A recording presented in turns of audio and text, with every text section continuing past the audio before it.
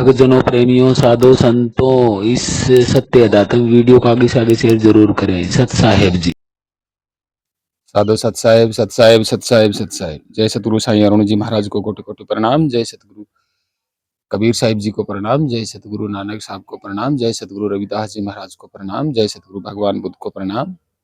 आप सभी भक्तजनों, प्रेमियों, साध संगतों, सभी महान पुरुषों को और अन्य जीवन जनजाति को, मानव प्राणी को कोटि कोटि प्रणाम। सत साहेब, सत साहेब, सत साहेब। तो भक्तजनों, प्रेमियों, आज का जो हमारा विषय है वो बहुत ही महत्वपूर्ण है और हम कुछ बातें बताएंगे जो भगत प्रेमी, जो सत्संगी है, जो हमसे जुड़ना चाहता है, सबसे पहले हमारी वीडियो में जो ये नंबर है, कॉन्टैक्ट नंबर है, इससे हमारे साथ जुड़ सकते हैं। व्हाट्सएप पे भी जुड़ सकते हैं और कॉल करके भी जुड़ सकते हैं। लेकिन हमसे जुड़ने से पहले कुछ बातें हम इस वीडियो में बताएंगे जो आपको याद रखनी है। बस ये बातें अगर आप मानते हो तो हमसे जुड़िए, वरना हमसे मत जुड़िए। क्योंकि यहां भ्रम का पुलिंदा नहीं फैलाया जा रहा, यहां ढोल में पौल नहीं है, यहां स्पष्ट बात है। तो कुछ बातें हम आपको बताएंगे, वो अगर आपको मंजूर हैं तो हमसे जुड़िएगा।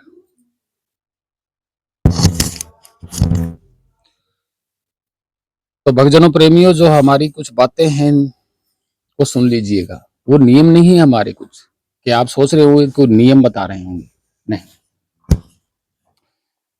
सबसे पहली बात तो आपको ये जानना है कि ये जो शरीर है ये तत्व पदार्थ और माँ बाप के बिना नहीं मिलता है और इस शरीर को गर्भ धारण करना ही पड़ेगा। ये दिमाग में बैठा लो।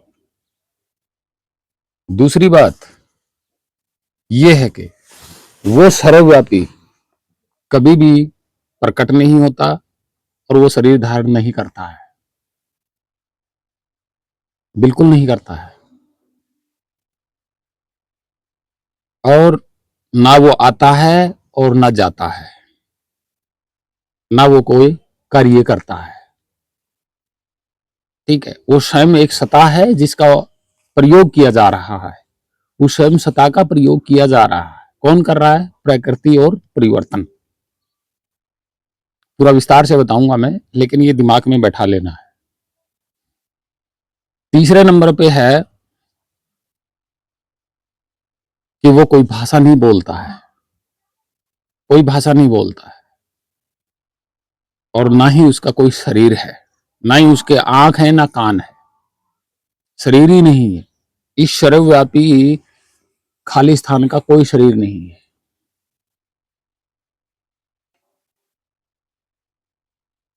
चौथा जो हम बता रहे हैं कि आपको संसार की हर एक चीज की निरख परख करनी होगी, कौन सी बनी है और कौन सी बिगड़ी है,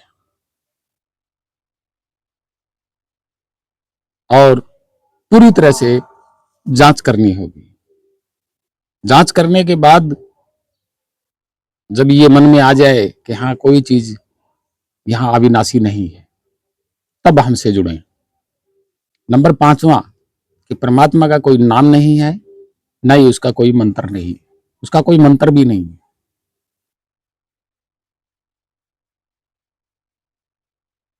छठा कि वो अविनाशी है और अविनाशी से कभी अंश जन्म नहीं लेता है, वो स्वयं होता है। और जन्म की जो अवधारणा है, ये जन्म का जो सिस्टम है ये संसार पे लागू है। परमात्मा का अंश जो होता है, पहली बात तो वो जन्म नहीं होता है। हाँ, परमात्मा स्वरूप से स्वयं से मन प्रकट होता है जो इस शरीर को चलाता है, वो भी जन्म नहीं लेता है, प्रकट होता है। छठा हम आपको बता देते हैं कि आपके मन के विचार ही जो सूक्ष्म होते हैं वही स्थूलता की ओर लेके जाते हैं। सातवां हमारा जो बताने का है कि समस्त जगहों पर या समस्त शरीरों के पास वो स्वयं एक ही स्वरूप है, वो अलग अलग अंशों में नहीं है, बिल्कुल नहीं है। जैसे मैंने पहले बताया था कि समुद्र के अंदर न जाने कितने जीव हैं और समुद्र एक है और सभी जीव उसमें जिंदे हैं, तो किसके कारण? एक समुद्र के कारण। वहां जितने भी जीव हैं उनके पास अपना अपना कोई समुद्र नहीं है और ना ही वहां समुद्र का कोई अंश है। ठीक है, ये समझने वाला बुद्धि और विवेक से। अब आते हैं 7वें नंबर पे है, 8वें या 7वें नंबर पर कि वो आता जाता नहीं है, वो प्रकट नहीं होता है, वो अपने आप में परिवर्तन नहीं करता है, ना वो गर्भ धारण करता है, ना वो कहीं से आता है ना जाता है, वो स्वयं ही ये खाली स्थान है, ये आता जाता नहीं, आता जाता नहीं। 8वां जो हमारा हम आपको बता रहे हैं कि उसको प्रकृति के साथ मत जोड़िएगा, प्रकृति और परिवर्तन के साथ मत जोड़िएगा, क्योंकि प्रकृति में हम यहाँ एक स्थान से दूसरे स्थान को जाते हैं, स्थान छोड़ करके दूसरे स्थान को जाते हैं और रंग बिरंगी चीजों को देखते हैं, छोटी बड़ी चीजों को देखते हैं, हवा की तरह संपर्क करवाते हैं, मुंह से कोई चीज को बोल करके देख करके उसका वर्णन भी कर देते हैं, कानों से भी सुन लेते हैं, पकड़ भी लेते हैं किसी चीज को, रंग रूप भी देख लेते हैं, प्रकाश भी देख लेते, तरह तरह के रंग देख लेते हैं, लेकिन ऐसी अवधारणा में उसको मत जोड़ना, क्योंकि वो ऐसा है नहीं।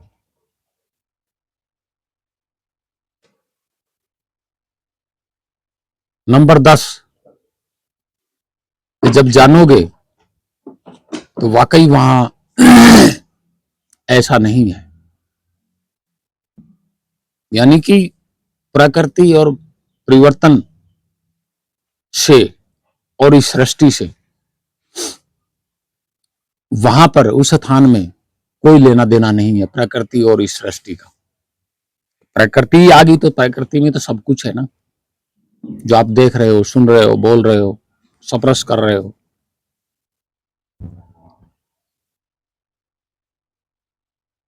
नंबर 11 कि उसका वो किसी तत्व पदार्थ से नहीं बना होता, जो तत्व पदार्थ से नहीं बना होता तो इसका मतलब क्या? जिस जगह तत्व पदार्थ नहीं वहां कुछ नहीं है, और जो कुछ नहीं है वही सर्वव्यापी विराटता है, वही खाली है, क्योंकि वहां सृष्टि और प्रकृति का कोई लेना देना नहीं है उस अंतिम स्थान में, और यह अंतिम स्थान उसी का स्वरूप है।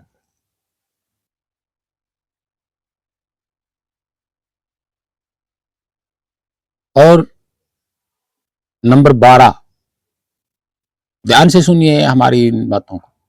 नंबर 12 कि इस सर्व खाली स्थान की वो गूंज है, वो गूंज है, वो आपके स्वरूप की गूंज है, वो एक रस हमेशा गूंज रहती है, और वो इस खाली स्थान का अंतिम स्वरूप है, गूंज। वो गूंज सर्वव्यापी है, यानी कि ये स्थान ही सर्वव्यापी है। जब कुछ नहीं बचता तो वो गूंज बचती है, वो गूंज ही आपका स्वरूप है और वो विराट है। इस खाली स्थान का ही विराट रूप है वो, जो आपको जानने में आएगा।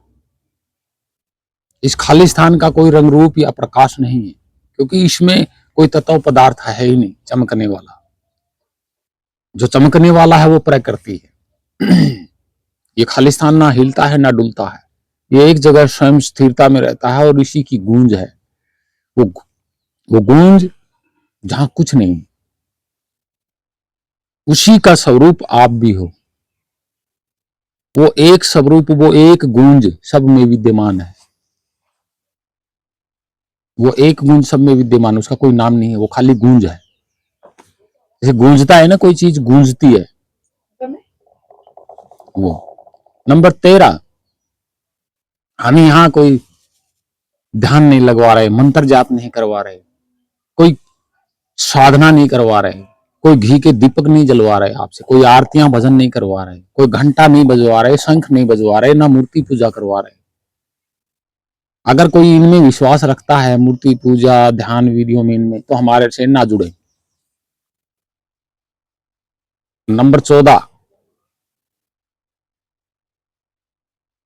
कि हृदय से सबको एक समान समझना होगा और कोई ऊंच नीच नहीं, कोई भेदभाव नहीं, कोई जाति नहीं, कोई पाति नहीं, कोई धर्म नहीं।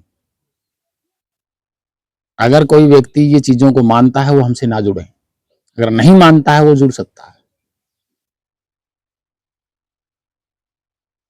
नंबर 15, जो मनगढ़ंत ग्रंथों की कहानियों को जो मानता है कि कोई ये हुए भी हैं, ब्रह्मा विष्णु महेश दुर्गा या 33 करोड़ देवी देवता, जो कुछ भी हुआ है, अगर कोई इनकी अवधारणा में है तो वो हमसे ना जुड़े, हमसे ना जुड़े, क्योंकि हमने इनका इतिहास जान लिया। नंबर 17, दया सेवा करुणा आपका मुख्य इंसानियत कर्तव्य है।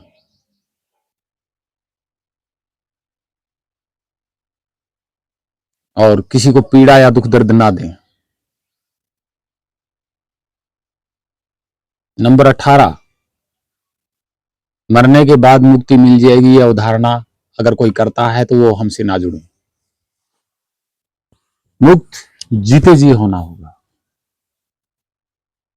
इससे संसार, ये प्रकृति, ये सृष्टि से और प्रकृति से।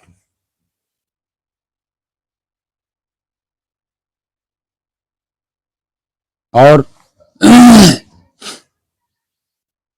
नंबर 19, कि पहले परखिए फिर निरखिए हमारी वीडियो के जरिए, फिर ही हमसे जुड़े। आधी अधूरी वीडियो देख करके ना जुड़े। नंबर 20, कि हमारा यह कहना है कि सबसे पहले हृदय से विचारिए, क्या जो ग्रंथों में वेदों में जो लिखा वो ऐसा हो सकता है क्या?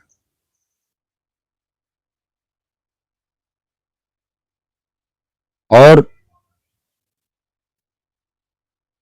हमारे लगभग यही बातें हैं, जो इन पे विचार कर लिया वो हमसे जुड़ सकता है, कोई दिक्कत नहीं। स्पष्ट कह रहे हैं। तो भक्तजनों, प्रेमियों, साध संतों, सत साहिब, हमसे जुड़ने के लिए ये बहुत जरूरी है, बहुत जरूरी है। सत साहिब वो जुड़ना चाहता है, भक्तजन प्रेम साध संगत, तो जुड़ सकता है, जुड़ सकता है। कोई मन में सवाल है तो भी पूछ सकता है। तो इन बातों में जो हमने बताया, इन पे कोई विचार करके हमसे जुड़ना चाहता है तो जुड़ सकता है। सत साहिब, सत साहिब, सत साहिब, आप सभी भक्तजनों को सत साहिब, सत साहिब।